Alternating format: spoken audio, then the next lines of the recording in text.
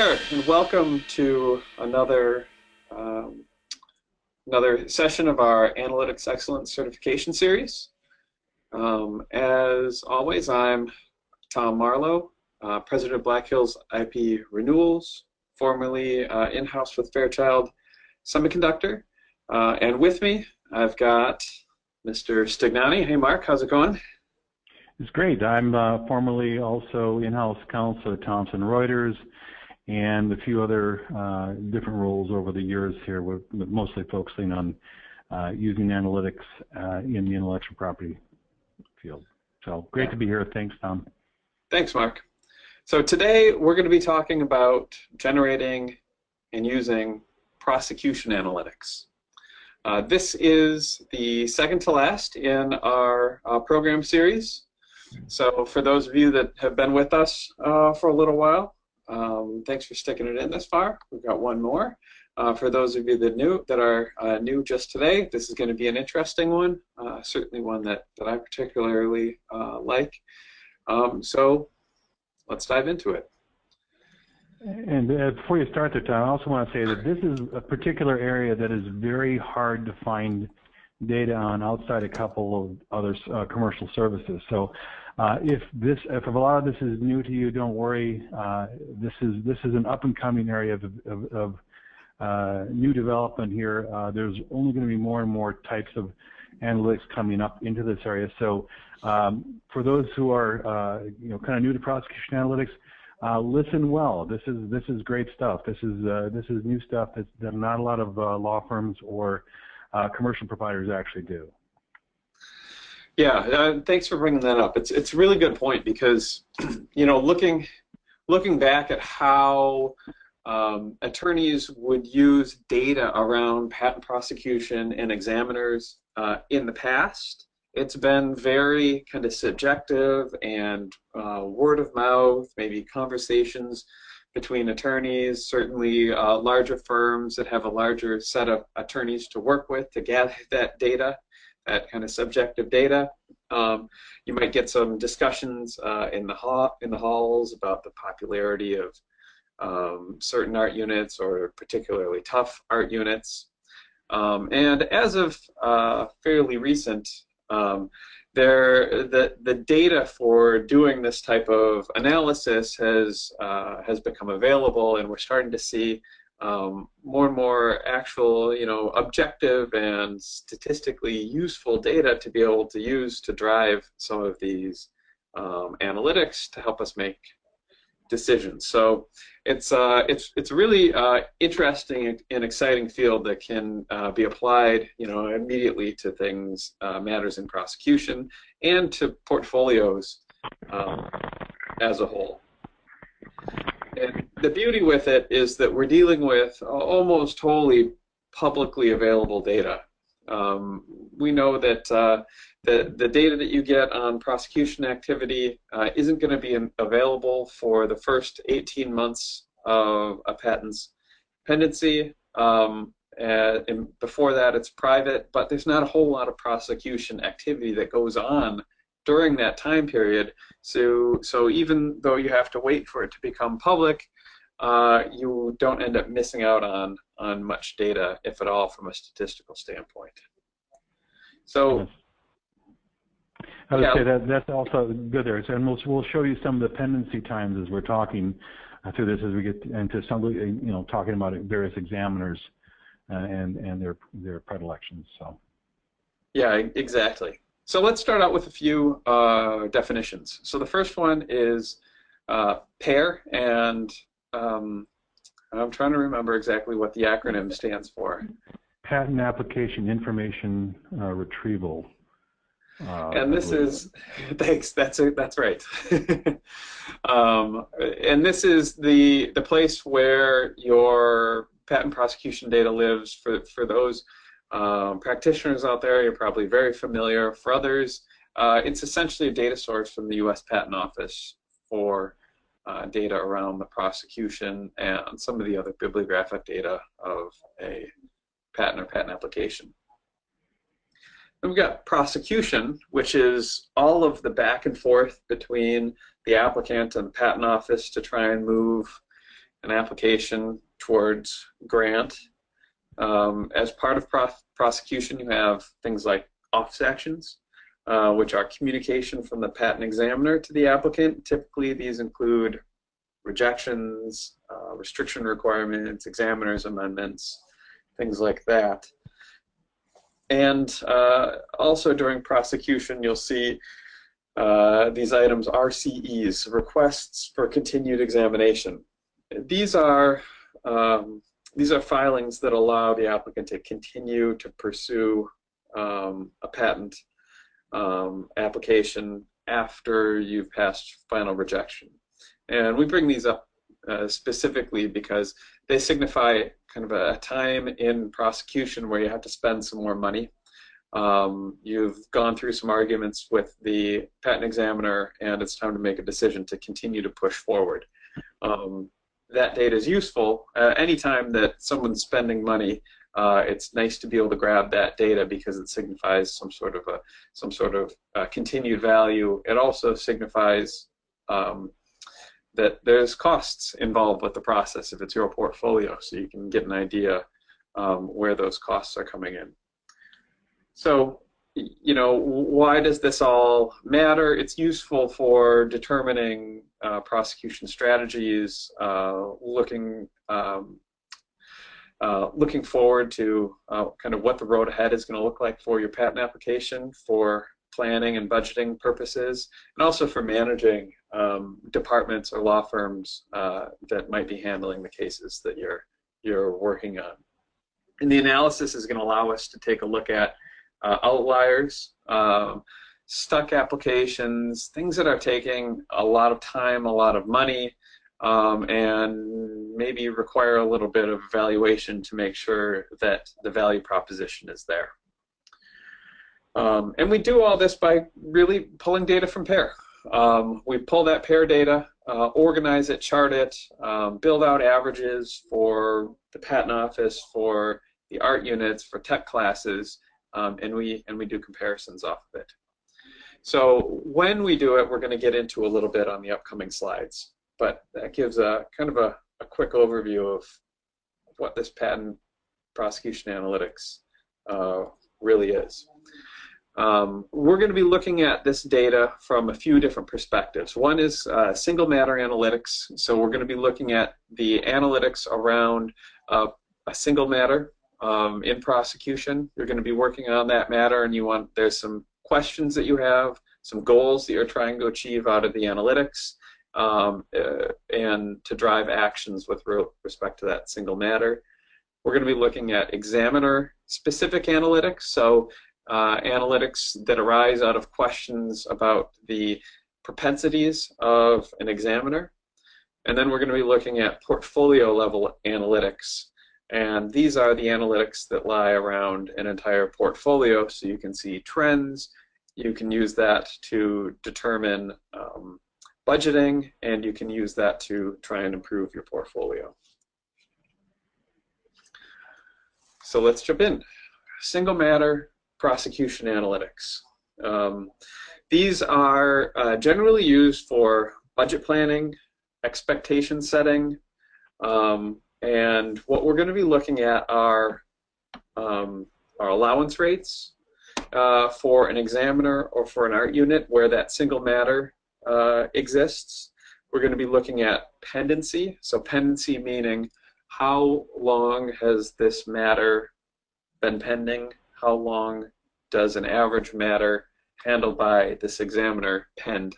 So from filing to grant, or from filing to some sort of a milestone.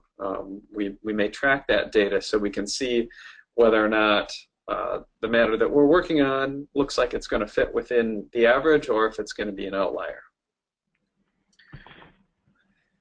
Helps us understand. Yep, go ahead, Mark.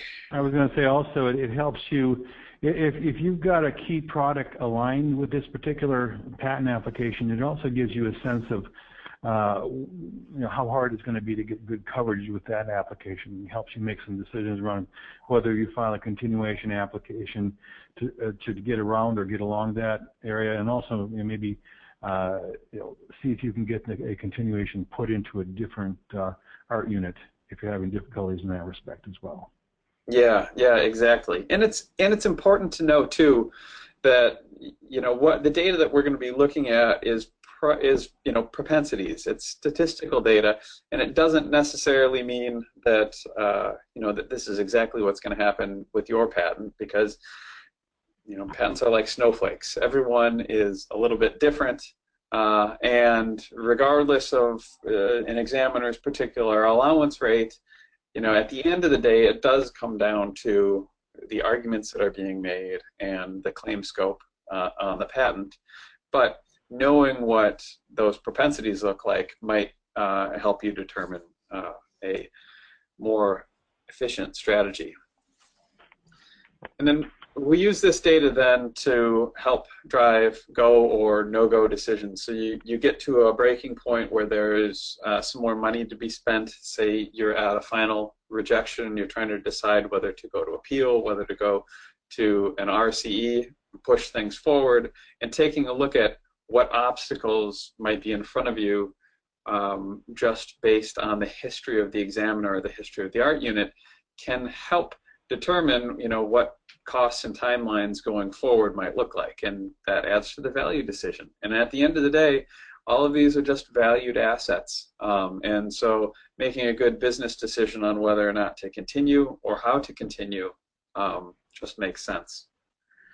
I realize there's a fair number of probably IP portfolio managers on the call as well, so this is extremely important when your boss asks you to either remove part of your budget in figuring out a way to possibly get rid of assets or not continue on assets that are going to cost you a fair amount of cash to prosecute to conclusion, or to let them go die an early and quiet death. Yeah, it's a good additional data point to bring in on that budget analysis. It's not always just about the patent itself, but or the application, but how difficult is it going to be to get that application through? And then litigation settings, right? So Mark, you've dealt with this type of thing before. How would you leverage this information in a litigation type setting?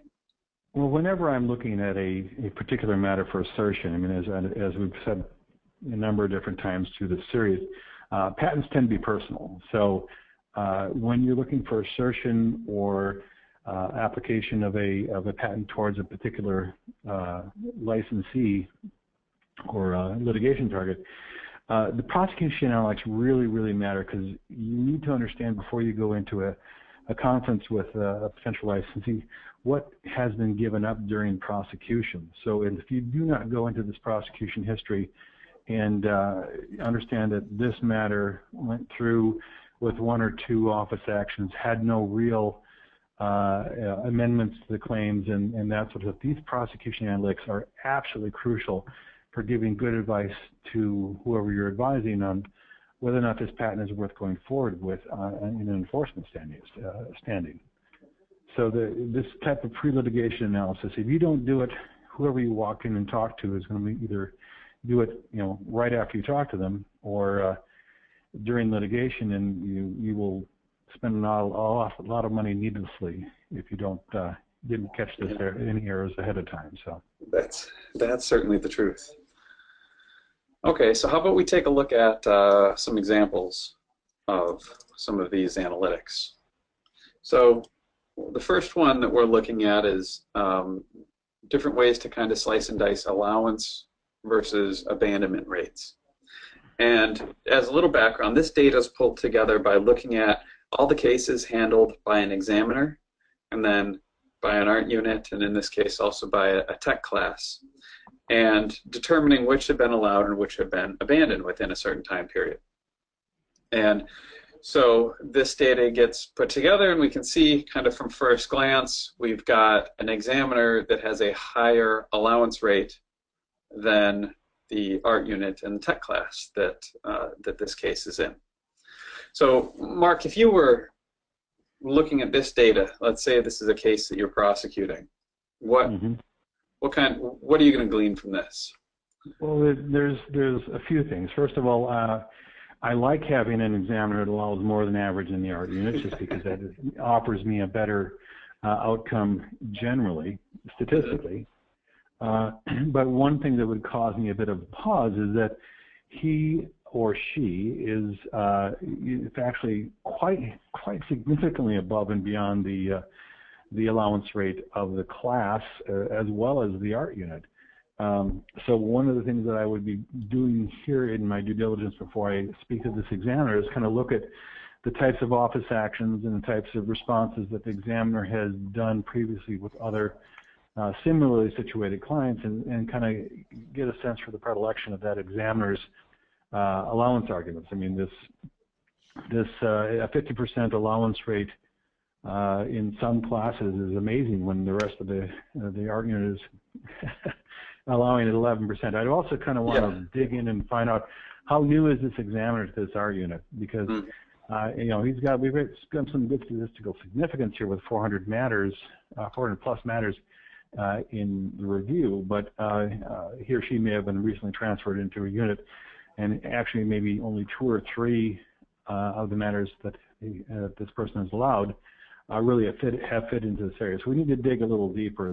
But at first glance, at first blush, yeah, I'd be a little excited to have a good allowance on with this, and I'd feel probably comfortable pushing for a bit more in breadth of the scope of the patent application.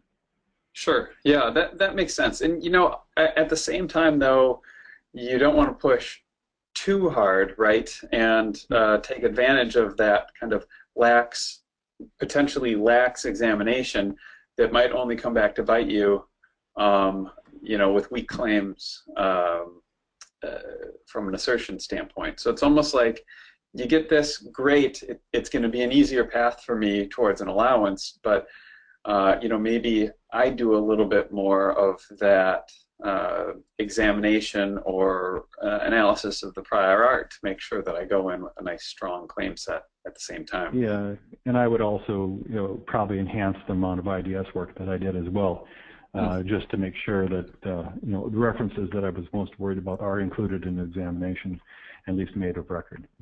Yeah, that makes a lot of sense. Okay, so then on this slide, what we're taking a look at, similar to the previous slide, we're looking at allowances. And this time, instead of abandonments, we're going to look at rejections. So the ratio, essentially, of allowances versus rejections that have occurred over a block of time. So we're going to be pulling that data for a particular examiner, and in this case, and an art unit. And we're going to graph that by month over the last 6 months. So we get an idea for if there are any trends or if there's any data that's going to jump out at us that we might be able to leverage in our prosecution. And you know, I look at this, and the examiner data is interesting. You know, the ratio of allowance to rejection seems to be fairly consistent. Maybe in September there's a few more allowances than rejections, but that art unit data is interesting, right? Oh yeah, I mean, it's you know, and this, you know, analyzing this takes a bit of understanding of how examiners are compensated at the USPTO. So you know, one of the things that pops out here is the month of June was significant. Now that's a quarter ending. June is one of the quarters in which examiners are evaluated and paid out on it. So it would appear that the art unit had some sort of you know, enhanced incentive for allowances in June, allowances or rejection, but allowances in general in June, so that sticks out as a clear outlier there as well. So just for those who don't understand the examiner world too much, examiners get credit. They have a quota that they are allowed, you know, so much time and so much credit for each action that they do on a patent examination. So these things are called counts. So one of the things that examiners are motivated for moving forward on is things that get them counts. Allowances get them counts. Rejections get them counts. actions on various office actions, like the first non-final office action gets 1.2 counts. So 2 counts is approximately equal to 20 hours of examiner time, but you can bump that up. So they get paid based upon how much beyond their quota and counts they have received and accomplished. So just by way of context here, we can start to understand what things that the art unit has been doing to get throughput on their at their patent office. And so this looks like at the end of the month of June, where they close out their quarter, there was some incentive that pushed an awful lot of allowances through. Yeah. Yep. Exactly. So as long as we're on the topic of kind of what's on the plate of the examiners, let's take a look at some what we call load data. So here is an example of a look at the workload for a particular examiner, and we pulled this data together by analyzing all of the pending matters associated with an examiner, and then categorizing the most recent transaction into either those that move the responsibility to the examiner, so they put it on the examiner's desk. An example would be an applicant files a response. So it's the examiner's turn to do something. Or those that move the responsibility away from the examiner. So the examiner submits an office action, and now the responsibility is on the applicant to respond. So this data gives you a sense of, one, how much is the examiner currently dealing with, and two, how much is actually on his or her plate, and how much is kind of floating out there waiting for a pool of applicants to actually respond.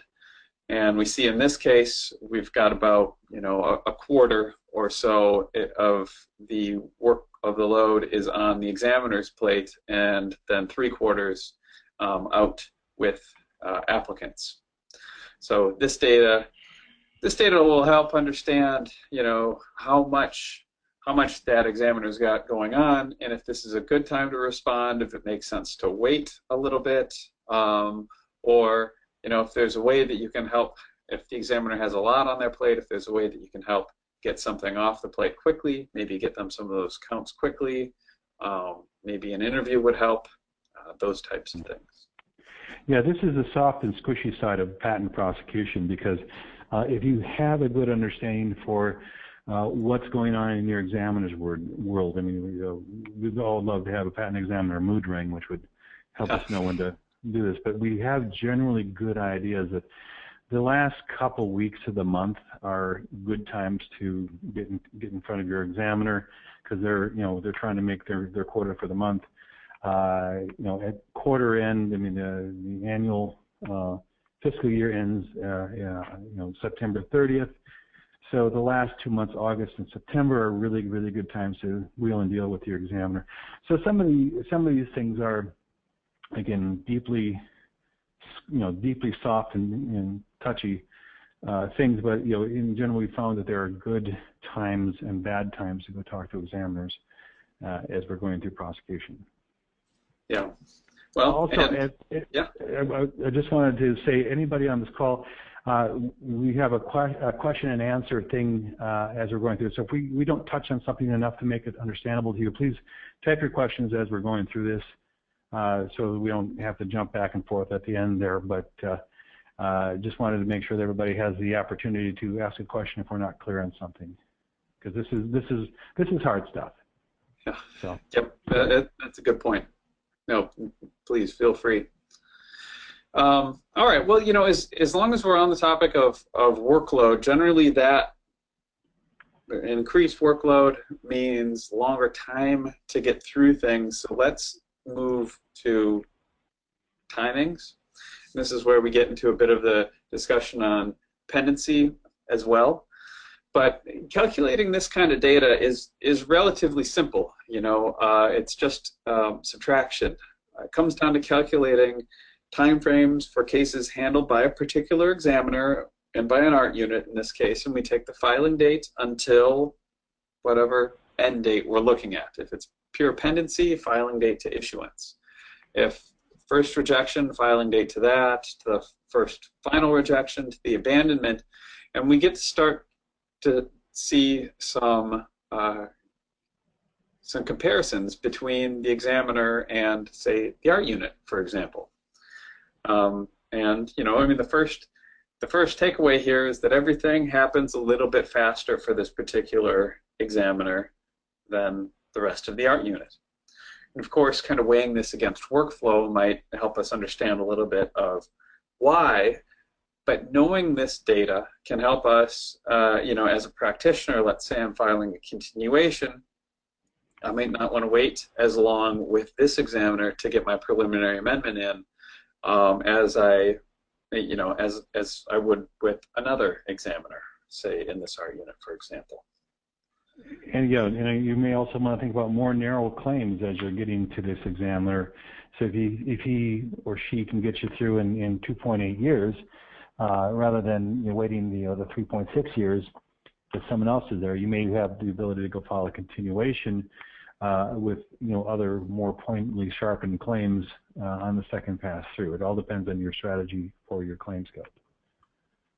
Yeah.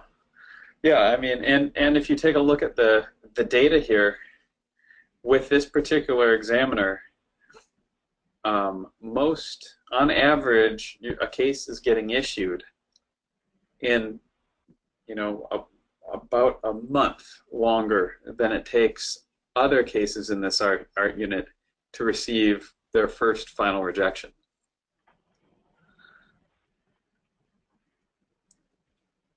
It's compared to the rest of the art unit, that's you're getting to that final disposition much quicker. So that means you've got to plan a little bit quicker, and maybe you've got a customer who is tight on budget. Maybe it's a startup company. It's worth communicating this to them so that they can understand. It's not going to be 3 years until issuance and determination of whether we have to make a continuation. It's going to be less, so those costs are going to be more, be compressed more towards the front. So this has the opportunity to do a bit of money balling here. You can also do some of this ahead of time to help understand which art units that you might want to write towards. You may want to write towards, rather than writing something towards e-commerce, you may want to write something towards training, training or remote training of your things, simply because pendencies and allowance rates are much more easy to get in those other art units as well. Well, that's a great point, and it brings us right to our next topic, which is prosecution strategy, right?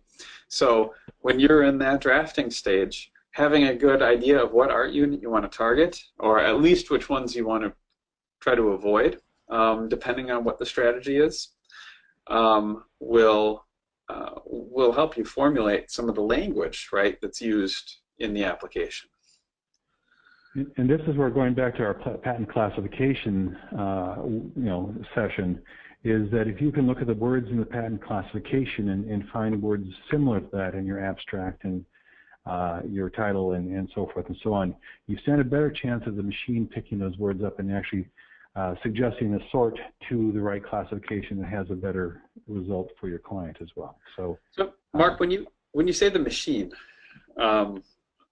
I imagine there's a number of folks that aren't familiar with what that process looks like. So one of the things, as we've mentioned before, there's patent classification systems out there, the CPC being the current one, which is a variant of the international patent, a more granular version of the patent classification code. It's a taxonomy, basically, which tries to sort patents into various categories. Now, a lot of this work, as I'm understanding, is done by machine language reviews, certain aspects of the patent, namely the abstract, title, and I believe they look at claims, and makes a judgment about which classification it goes into.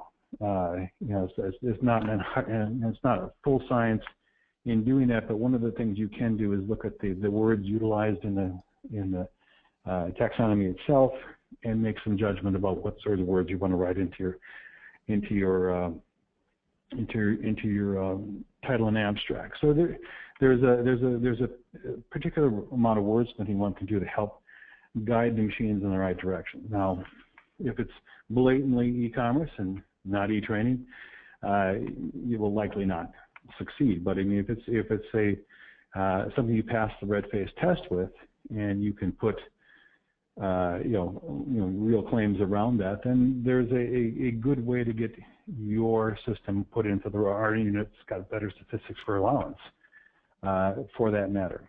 So there is some thought process that has to happen during your drafting and filing for the more successful prosecution. Sure, and it takes an understanding of what the art units are that are out there. And how do they correlate to the tech classes, and which ones do you want to, which ones are you targeting?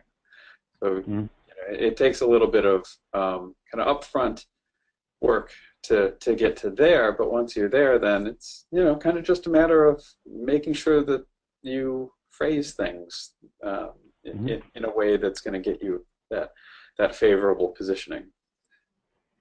Yes. So as far as driving other types of prosecution strategy, once you're filed, once you're in the system, you've got your examiner, there are things that this data can do to help determine how to move prosecution forward. A good example is an interview. Is it worth the time? Generally, these things seem like they are, it's a given that an interview would be a positive thing. And many times they are useful, but time and budget considerations are worth taking into account. Like many things, there's a value proposition, right? These analytics can help determine the potential value of moving forward with an interview, for example, and it's worth taking into consideration timing. Are there going to be extensions involved if you want to push forward with the interview? What are the attorney time and fees that might be involved with that? So it's useful to see kind of what you're getting into from an interview perspective. And similarly for responses after a final rejection, after a non-final rejection, going into appeal, that kind of data.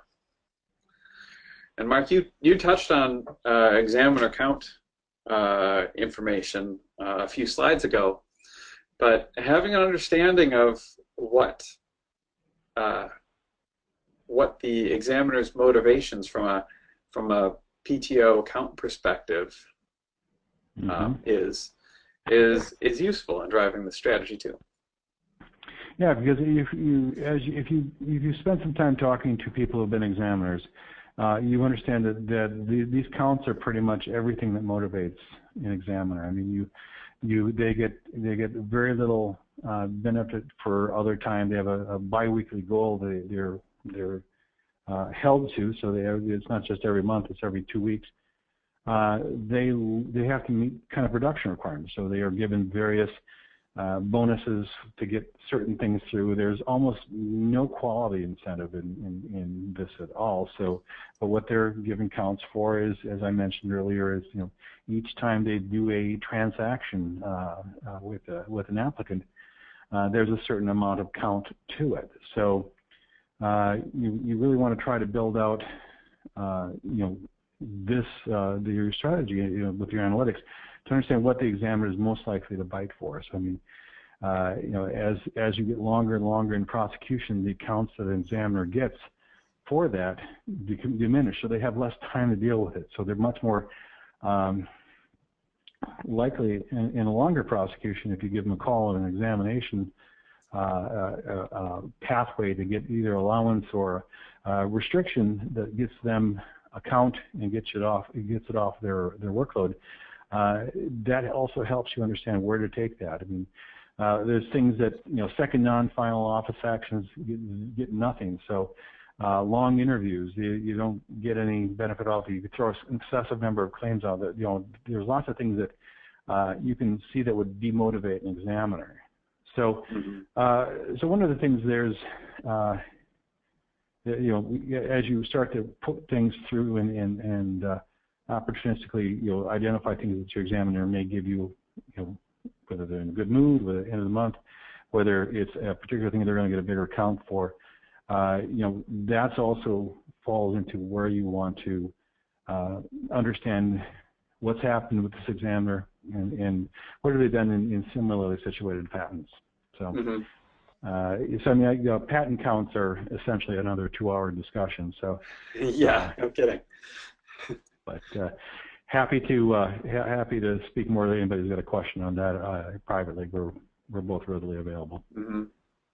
Well, all right. So how about we jump into some of what the analytics around this stuff looks like, and we'll start out with interviews, right? So here we're taking a look at allowance rates after interviews within prosecution. So the data we're pulling is the transaction data for the examiner of the cases that they've handled. And we're looking for the existence of an interview, and we're looking for the existence of an allowance to follow it. So allowance rates with no interview are at about just shy of 70%, and the allowance rate with an interview is just shy of 77%. So there's a relative roughly 10% benefit of the interview. Okay, well that might sound good. When we compare that to the rates for the art unit and for the USPTO as a whole, we see, okay, well generally I guess this examiner is not as swayed by interviews. Okay, well that's a good data point, right? Yeah. Then if we take a look at something like appeals, for example, right? I'm at my final rejection and I'm trying to decide, am I going to go down the RCE route, or am I going to go down the appeal route, or am I going to continue to push forward at all? And I can see that the allowance rate without an appeal is about 71%. The allowance rate with an appeal is less. So we've got it's more difficult if you've got an appeal, or if you have to go to appeal is probably the way that this should be put. And when we compare that then with the art unit and the USPTO, we see something kind of striking here, right? With this examiner, I've got a far less chance of using an appeal for a positive outcome than with the average in the art unit. And so it's interesting, especially when you pair this with the data from the last slide. Less of a propensity to interview, less chance to have a positive outcome out of appeal, and kind of starts to paint the picture, right, for this examiner. Mm-hmm. This examiner tends to not be overturned by other people's review, and I'm guessing he also tends to be less inclined to give you a better answer in an interview as well. But your odds are better with an interview than it is certainly with an appeal. Mm-hmm. Yeah, so probably someone who's really doing their homework, and when they put together a rejection, they make a decent case. So if you're standing in front of a rejection from this examiner, you might want to think hard about whether or not it makes sense to argue forward, or whether it might be amendment time. Exactly. Okay, so now we've taken a look at your examiner analytics, your single patent analytics. Let's take a look at a kind of wider group of patents and look at the from a portfolio perspective. And here we're going to be looking for trends that can be used to determine, say, forward-looking budgets based on pendencies, filing and allowance rates. All of these things have costs, and timing can help apply those costs to the time periods where they would go. Great for in-house budgeting needs, for sure. And then, if you have any, say, dissatisfaction with the current status of things, or if the CFO walks down the hall and says we need to start making some cuts, this trend data will help show where there might be areas for some improvements, some budget cuts, some ways that we can end up with better patents that are prosecuted more quickly, and so we can dig into a little bit of the data around this. It's also it helps you understand. Go ahead. No, go ahead, Mark. Okay. It also helps you identify some immediate cost savings. A lot of times when I bring portfolio level analytics together to bring them forward to a new client or a prospect, I'm able to show them very quickly items that they could take off of their plate very quickly that would allow them to move and reallocate budget forward into another area of endeavor. Simply because, here's your stock applications, here's things that you're spending a ton of money on. Why? Because in many cases the why is not readily answered. So that's one of the things that this is some of the more interesting stuff in prosecution analytics that I've found. Yeah, and those types of matters are fairly easy to find once you pull this data together, because they're the outliers. They're the ones, kind of at the ends of the charts that we're looking at. And I think it's also important to mention here that this type of analytics doesn't have to be done at the full portfolio level. If you've got your portfolio broken into categories, product lines, etc., this analysis is great to break it into those segments, because then you get those segment-specific trends as well. So, absolutely. Looking at some of this data, let's take a closer look at just a few of these graphs, and we can kind of fly through a few of these. But here's office action activities.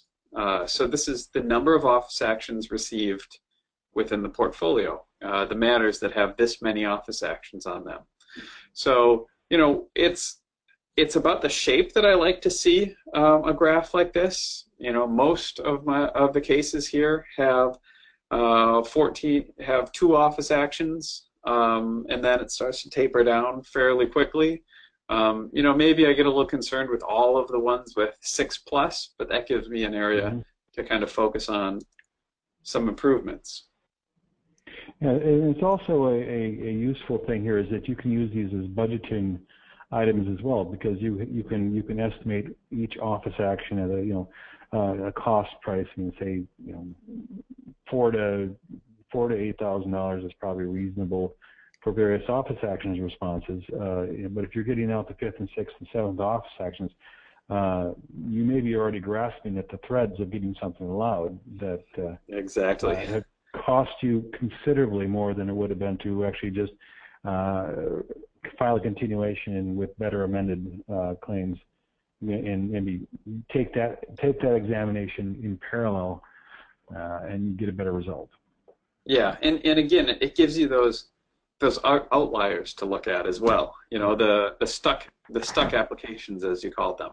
And here's a really good chart for trying to pull those out. Right. This shows me how many RCEs have been filed, and I like the way this graph looks, because, okay, 1 RCE, that's within the realm of reasonableness. We've got most of the matters there. 2 is a significant drop. 3 significant from there. I'm going to spend a little bit of time taking a look at those 9 cases in the 5 and 6+ range, because those are costing a lot of money. Once I've gone through 6 RCEs and all the fees involved and all the attorney time, those had better be pretty valuable cases, because if they aren't, it's probably not worth the spend. Yeah, and I will say anecdotally, I've done analysis of these, some of these matters in the 5 and 6 office actions, and then, 4, 5, and 6 RCEs, and it's shocking in many cases, especially if it's a big company, how invaluable, at least from a qualitative and quantitative output, that some of these matters are. And in many cases, you will find that it is more about the inventor.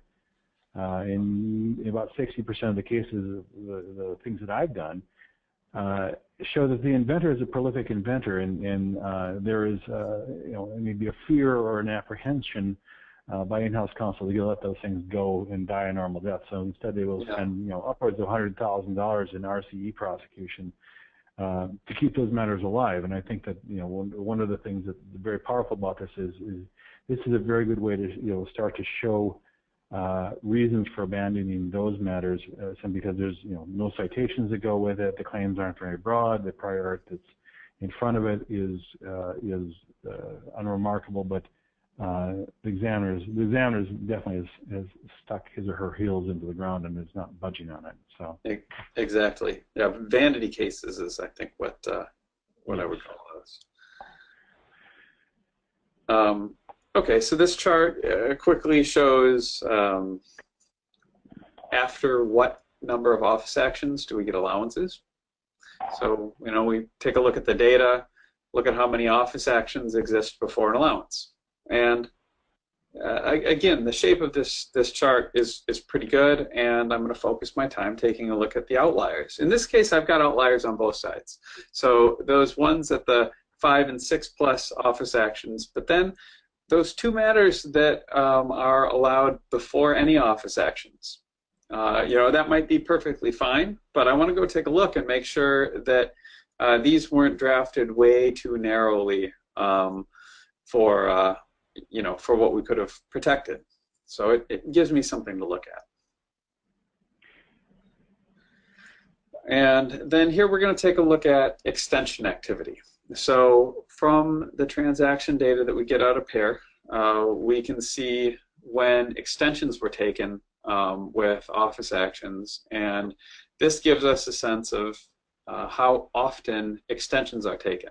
And here if this is my portfolio, I'm not terribly happy about this. I do like to see less of these happening as time goes on, but there shouldn't be this amount of extension activity, and there shouldn't need to be this big of a difference from the first office action to the 6th office action.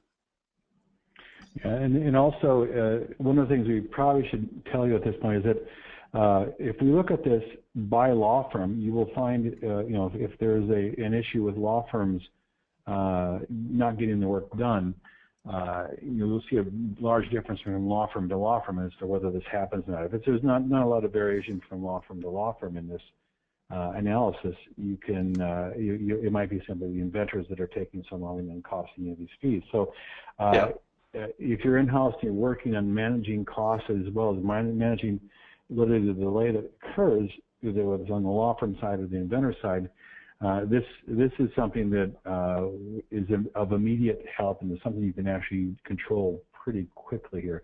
And so these prosecutions can be sliced, and can be sliced by the law firm as well. So as we're talking through this thing, you can actually run law firm against law firm in these areas, and it's not a direct comparison, but it's something at least to start the conversation about the efficiency of your law firms that you're using. Well, I'm glad you brought that up, because that's a perfect transition into taking a look at some of this data by law firm. And it's worth mentioning that if you slice and dice it by law firm, you can easily do the same internally in a corporation by slicing and dicing it by product line or technology, depending on how you manage it. The only difference is that the law firm data you can get publicly from PAIR. If you want to slice and dice it by your product line or your technology category or technology group, it might take some tagging of the data of the patents in order to do that slicing. But the data ends up being pretty useful. So here's an example. Like if we take a look at firm A. So this is data. It's all within one portfolio. Let's say, Mark, let's say this is my portfolio, and I've got law firm A handling these matters.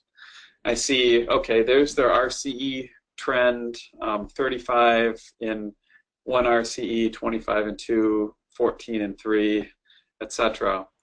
And then underneath it, I can see office actions and associated interviews. I immediately see most of the interviews are happening later in prosecution. So I might want to address that and say, we might not have to go to 6 office actions if we can do some of these interviews more early on, since you're resorting to them anyway, for example. Exactly, and also, you may want to understand your RCE activity in, contrasting, if you pull appeals out, you want to see, what is your success rate in appeals in this as well. So you've got an opportunity to compare directly the efficiency of that law firm, within its office actions, its RCEs, and its interviews and appeals, for that matter, as we get through this. So yeah, I agree. That's a useful comparison. Well, and speaking of, if we then take this firm A and compare it to firm B, we see some differences, right? I see less second, third, and fourth RCEs, but more first RCEs. It's interesting. And then I also see far fewer interviews. Yeah, and I would certainly direct that law firm to bump its interview rate up, and also I think do the interview at the second office action or the first final office action, if that's really where they're at, because that would be the quickest way to take your RCE activity down significantly. Yeah, exactly. And this isn't a firm that I'd be terribly concerned about, because they do tend to stay out of the third and fourth RCEs, and their fourth, fifth, sixth office action numbers are also lower. But like you said, there would be some improvements to be made in reducing that first RCE number. And since both of the firms we looked at they only had 2 matters in appeal, I would certainly think about boosting my appeal percentages up as well.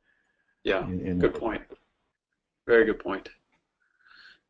Here's a comparison where we can take a look at filing rates for what we're looking at here is firm A, firm B, and the bottom graph is an in-house group.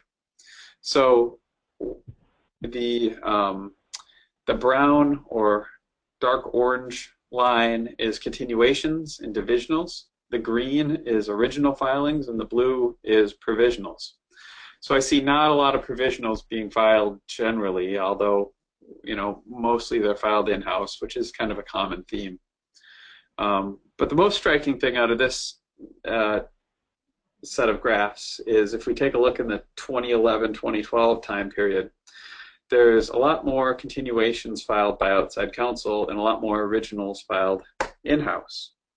And the explanation for that could be we were trying to file more applications, and so we put it on the outside counsel to file more continuations with the cases they were handling, and the in-house team got loaded with some quick turnaround filings to do in-house.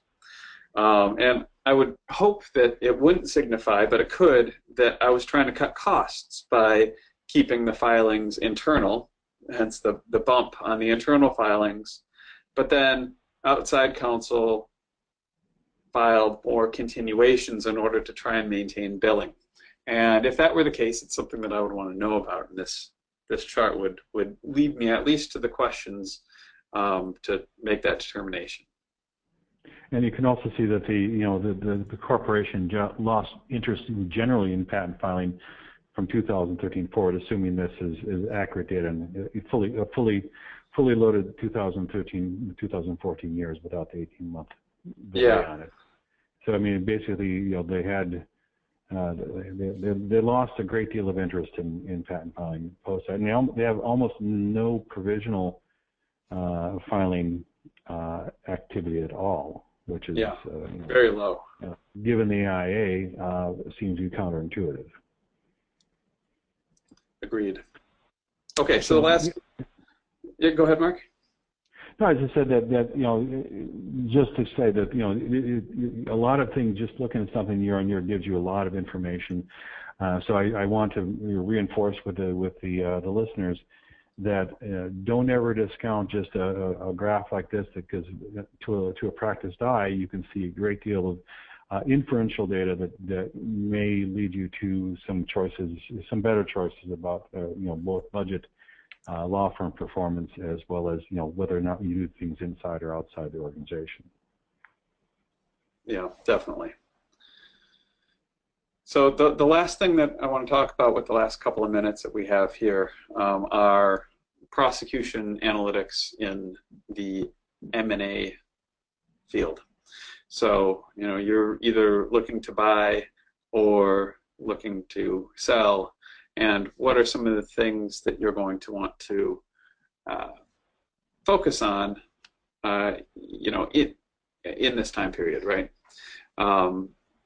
Being that if we're going to take a look at a portfolio that I'm going to purchase, the prosecution quality of that portfolio is going to drive, some of the value that I'm going to put on it.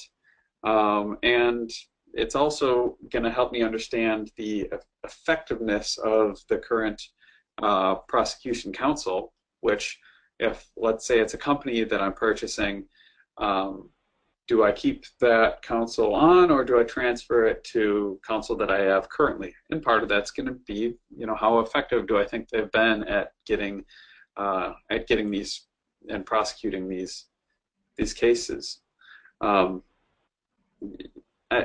really like using this type of analytics during an M&A event because it really helps you see into how a portfolio has been handled and gives a nice overview of whether there's a lot of messy prosecution that if I ever try to license or litigate with this stuff, I'm going to have headaches, and that all again plays into value. So if we're looking at some of this data, like, what are some of your thoughts, Mark? Oh, funny you asked. I tend to look at a lot of the RCE and counts of office actions when I'm doing an M&A event, because the 4th, 5th, and 6th office actions to me lead directly to the valuation of those assets, because you've spent longer in just by inspection, you've spent longer in prosecution, you've spent a lot more money on it. And unless you can go in and look and find broader claims in those matters, you tend to have more and more narrow applications. So you can come up with some percentages of those that are relatively narrow without even trying there. I mean, I don't think that's the final analysis, but it's a quick way to see, okay, is this portfolio significantly hampered or narrowed because of the percentage of the portfolio that's been more than 4 office actions is where I start to draw the line. And so, I tend to look at that. I tend to look at, if I'm looking to keep or kill a law firm, I tend to look at the types of metrics that would tell me if the law firm is being particularly effective in this. And I would certainly want to divide this portfolio down into the areas of that we're looking to purchase in, rather than the portfolio as a whole. So this would I would probably slice this portfolio a number of different ways before I make judgments on value there. But this definitely helps me see that there's a fairly decent prosecution line on the office action side. I would look with some deeper aspects into the 869 6 office actions or more to see if those are considered key matters or not, and or if there were value. Because I mean, there is a significant amount of stuff that probably, if it did get allowed, it was allowed very narrowly. Yeah, and when I'm taking a look at this type of data, I'm looking for big red flags, things that are going to signify a portfolio that was not built to be a very strong portfolio, but rather just kind of to be smoke and mirrors, for example. In that case, I'm going to look for short prosecution. Lots of narrow, say, continuation type claims that are just put out there to build up a portfolio, and I don't see any of that here. Well, like you said, there's a good string of office actions. It looks like whether or not this is perfectly efficient prosecution is another question altogether. But as far as being a quality prosecuted portfolio, I don't see any red flags here to tell me otherwise. Yeah, and so please, anyone who's on the phone call here, please write your questions in, and we'll try to answer as many as we can here at the end of the call. Yeah, and that kind of brings us to the end anyway. The takeaways here, as central theme with the other analytics topics that we've discussed, is you want to start out with what is it that you're trying to get at. What's the question that you're asking, defining the goal, so that you're saying, am I trying to determine whether or not it makes sense to move forward with this thing through prosecution? Am I trying to determine whether or not there's value in this portfolio, or if there's some question marks? Or am I trying to determine whether or not there's areas that I can make improvement? Defining that and then molding the analytics to give you that answer is important. Focusing on what's actually going to drive you actionable value, and not just scooping up analytics and having a bunch of data that is, might look pretty. You want to be able to have something that you can say, okay, based on this data, I'm going to go and do an interview on this case, or I need to go to my outside counsel and address these 14 matters that are in their 4th RCE, because 8 of those 14 are not key areas for us anymore. We're spending way too much on them. And, exactly. Yeah, and finally, it's important to recognize, again, that these are statistics, and the data around the examiners are just propensities. They're people too, and none of this stuff is guarantees. There's a lot of variables that go into play with with anything around patents, but they give you a starting point, and they give you a piece of data that can help be used to make some good decisions. And I'll just jump in right here with questions. One of our listeners has asked, what stats would show smoke and mirrors in a portfolio? What I tend to do is when I'm looking especially at an acquisition of a smaller company, a company that's got what appears to be count-wise a larger portfolio, but I tend to look at them and try to identify whether they're provisionals, whether they really are attempts at really just stacking the portfolio counts up so that you have you can try to get a larger multiple based upon the IP that you hold. I tend to then jump and look at the matters that were filed nearly simultaneously. I tend to see those as smoke. So I tend to, when I find a lot of matters filed, contemporaneously without, theoretical relationship by family membership, that to me may indicate a lot of smoke in the purchase. Yeah, portfolio. High continuation practice and very short pendency or prosecution, which would signify much more narrow claims than are necessary, which might mean to me, okay, the concern was about getting something granted over getting something good granted, would be one of the things. So that pendency time would be one of the data points that I would look at. Also, is the owner or the seller or a non-technical executive named as an inventor is always another good way to find smoke in the inventions, because a lot of times I find names on inventions that cause me to raise an eyebrow as to why someone with an English background might be named as an inventor on something that's fairly technical and requires a bit of a physics background. So not directly on prosecution analytics, but who's who on the inventor list is also a very good smoky place to start your analysis.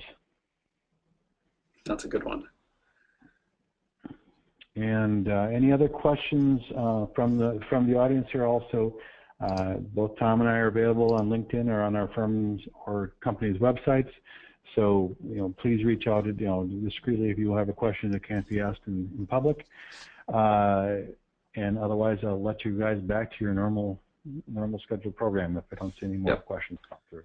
Thanks, everybody. And in a few weeks, we'll have the last of the certification series. So we look to have everybody back for the final one. We'll then let you know how to get your certificate and pass the final test. Perfect. Thanks, everybody. In a couple weeks. Bye-bye. Bye now.